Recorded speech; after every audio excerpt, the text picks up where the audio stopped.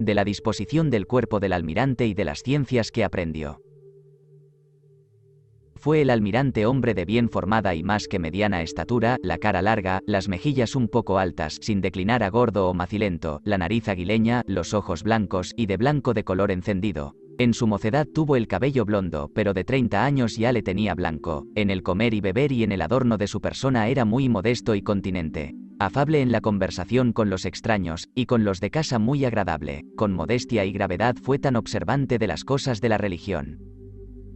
que en los ayunos y en rezar el oficio divino pudiera ser tenido por profeso en religión, tan enemigo de juramento y blasfemia, que yo juro que jamás le vi echar otro juramento que por San Fernando, y cuando se hallaba más irritado con alguno, era su reprensión decirle: os doy a Dios, porque hicisteis esto o dijisteis aquello. Si alguna vez tenía que escribir, no probaba la pluma sin escribir estas palabras: Jesus cum Maria, sit nobis in via, y con tan buena letra que bastara para ganar de comer.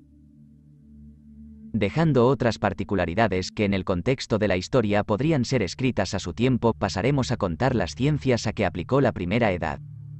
Aprendió las letras y estudió en Pavía, lo que le bastó para entender los cosmógrafos, a cuya lección fue muy aficionado, y por cuyo respeto se entregó también a la astrología y geometría, porque tienen estas ciencias tal conexión entre sí, que no puede estar la una sin la otra, y aun Ptolomeo en el principio de su cosmografía dice que ninguno puede ser buen cosmógrafo si también no fuere pintor. Supo también hacer diseños para plantar las tierras y fijar los cuerpos cosmográficos en plano y redondo. De los ejercicios en que se ocupó el almirante antes de venir a España.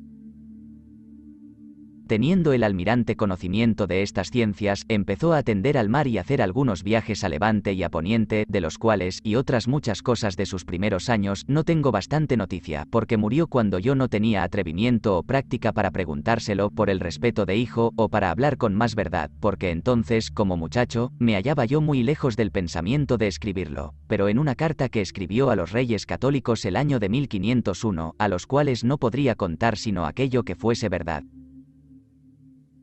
Dice las palabras siguientes: Serenísimos príncipes, entré a navegar en el mar de muy tierna edad y lo he continuado hasta hoy, pues el mismo arte inclina a quien le sigue a desear saber los secretos de este mundo, y ya pasan de 40 los años que le estoy usando. En todas las partes que hoy se navegan, mis tráficos y conversaciones han sido con gente sabia, latinos, griegos, indios, moros y otras diferentes sectas, y siempre he hallado a nuestro Señor muy propicio a este deseo mío, y se sirvió de darme espíritu de inteligencia.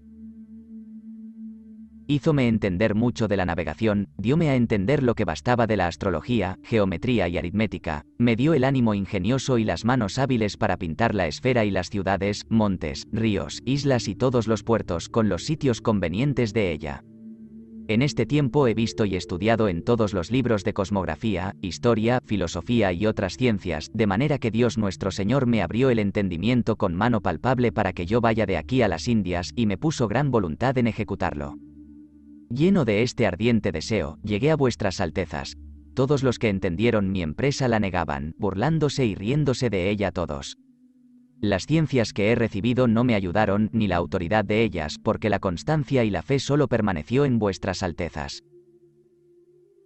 Y en otra carta que escribió a los reyes católicos en el mes de enero del año 1495, desde la Española, contando las variedades y errores que suelen hallarse en las derrotas y los pilotajes, dice: a mí me sucedió, que el rey Reinel, que ya le llevó Dios, me envió a Túnez para tomar la galeota Fernandina, y habiendo llegado cerca de la isla de San Pedro, en Cerdeña, me dijeron que había 2 navíos y una carraca con la referida galeaza, por lo cual se turbó mi gente y determinó a no pasar adelante,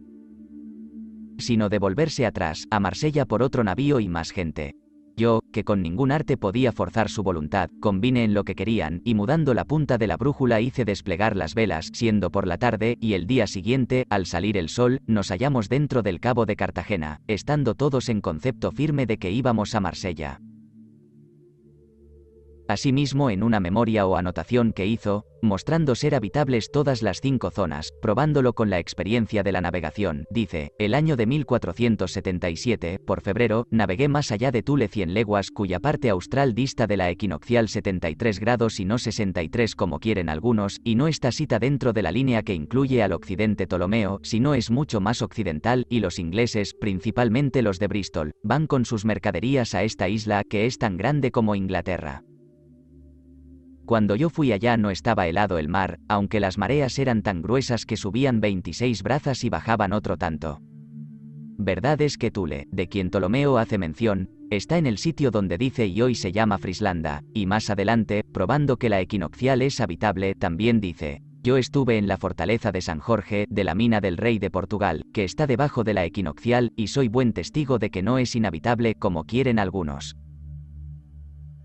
Y en el libro del primer viaje dice que vio algunas sirenas en la costa de la Manegueta, aunque no eran tan semejantes a las mujeres como las pintan, y en otro lugar, dice: navegando muchas veces desde Lisboa a Guinea consideré diligentemente que el grado corresponde en la tierra a 56 millas y 2/3, y más adelante que en Eschio, isla de archipiélago, vio sacar almástiga de algunos árboles, y en otra parte dice: 23 años he andado por el mar sin salir de él, por tiempo que daba descontarse. Vi todo el levante y el poniente, y al norte, Inglaterra. He navegado a Guinea, pero en ninguna parte he visto tan buenos puertos como estos de la tierra de las Indias, y más adelante, afirma que empezó a navegar de 14 años y que siempre siguió el mar. Y en el libro del segundo viaje, pone estas palabras: yo me he hallado con 2 navíos y he dejado uno en Puerto Santo, por cierta cosa que me ocurrió, donde se detuvo un día, y llegué a Lisboa 8 días antes que él porque me embistió una tempestad y vientos contrarios del sudoeste, y él no tuvo sino poco viento, que es nordeste y contrario. De manera que de estas autoridades o testimonios podemos entender cuán experimentado fue el almirante en las cosas del mar, y las muchas tierras y lugares que anduvo antes que se metiese en la empresa de su descubrimiento. De la venida del almirante a España y lo que le sucedió en Portugal, de que resultó el descubrimiento de las Indias, que hizo.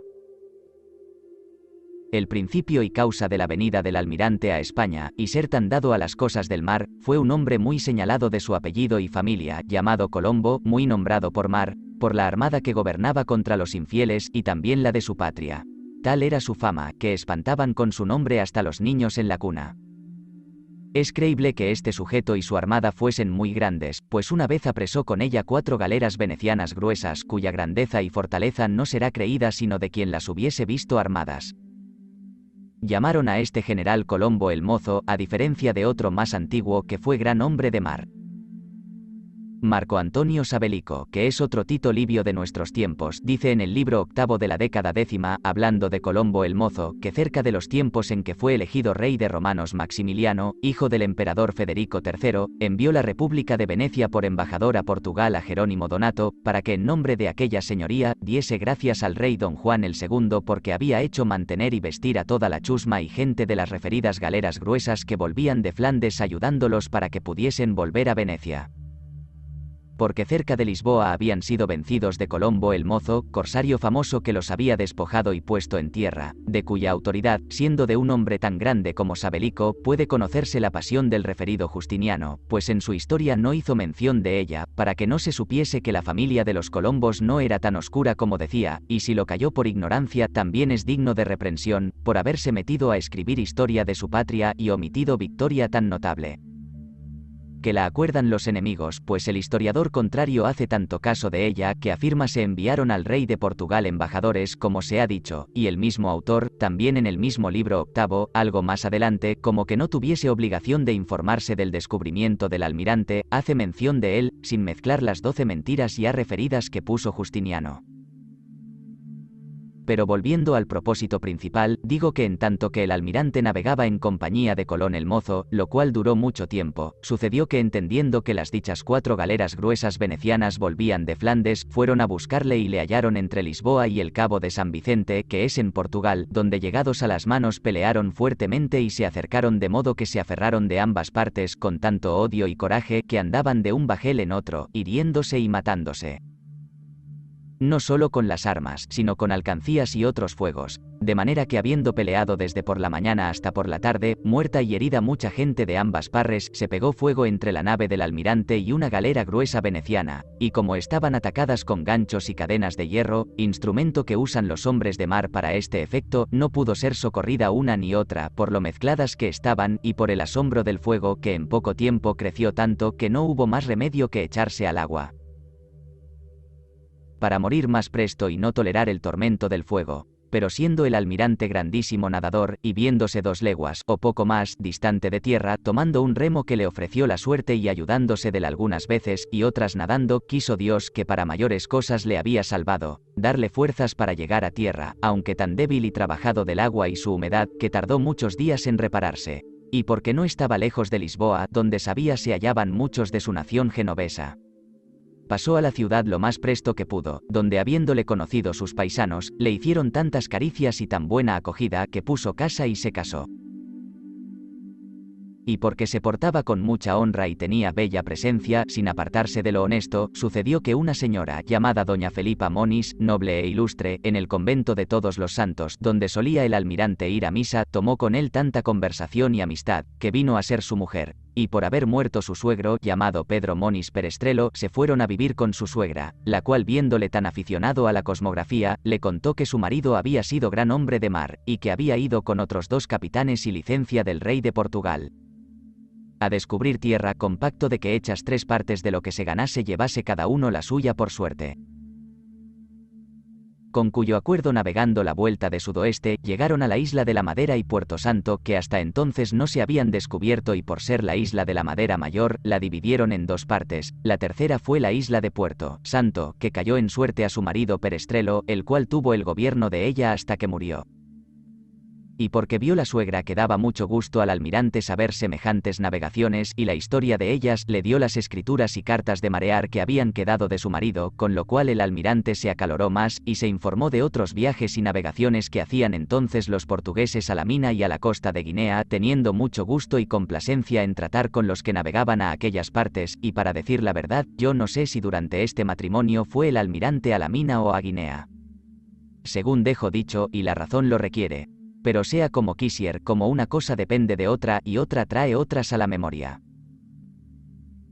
Estando en Portugal, empezó a conjeturar que del mismo modo que los portugueses navegaron tan lejos al mediodía, podría navegarse la vuelta de Occidente, y hallar tierra en aquel viaje. Y para confirmarse más en este dictamen, empezó de nuevo a ver los autores cosmógrafos que había leído antes y a considerar las razones astrológicas que podían corroborar su intento, y consiguientemente notaba todos los indicios de que oía hablar a algunas personas y marineros por si en alguna manera podría ayudarse de ellos.